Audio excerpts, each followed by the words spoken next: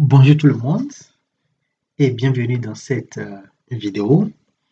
Alors aujourd'hui, je vais vous présenter la notion du carré financier. Quand on parle du carré financier, il y a 4 critères qui entrent en jeu. Il y a la croissance, la rentabilité, la liquidité et l'endettement. Donc ce sont ces 4 critères qui forment évidemment ce qu'on appelle par le carré financier. Mais la question est de savoir aussi comment noter chaque critère maintenant,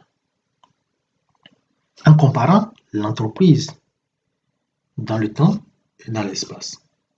Dans le temps, il s'agira évidemment d'étudier l'évolution des ratios utilisés pour dire si votre entreprise s'améliore ou bien détériore.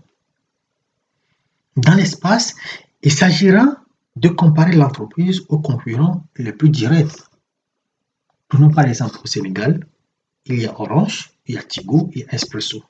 Donc on fait une comparaison entre ces entreprises en question.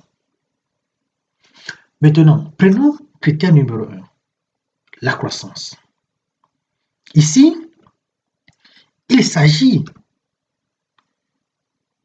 de noter le rythme d'évolution de l'entreprise dans son activité. Et souvent, le chiffre d'affaires est un indicateur très majeur. Mais aussi, au niveau de la croissance, on pourra également étudier cette croissance à travers l'effectif, la croissance des effectifs, des investissements, des parts du marché, des volumes des clients gagnés ou bien perdus.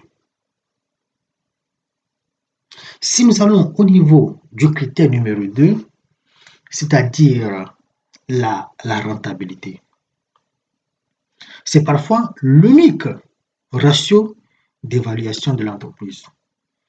Il est souvent exprimé comme le ratio des résultats nets comptables aux capitaux propres disponibles. Mais au niveau aussi de la rentabilité, on peut appréhender cette rentabilité aussi à travers des marges unitaires sur chaque produit ou bien prestation, ou encore par la contribution des différents départements de votre entreprise. La liquidité, de l'autre côté, on constate évidemment qu'il existe de nombreuses entreprises qui, malgré une activité de croissance et une bonne rentabilité, connaissent les pires difficultés pour financer le cycle d'exploitation.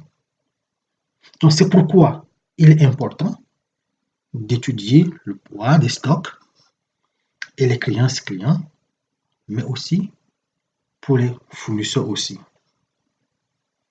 On observera évidemment aussi l'évolution du fonds de roulement de votre entreprise, dans le but de voir la corrélation entre le fonds de roulement et l'évolution du chiffre d'affaires. Et finalement, l'endettement. Alors, un jour, quelqu'un m'a dit,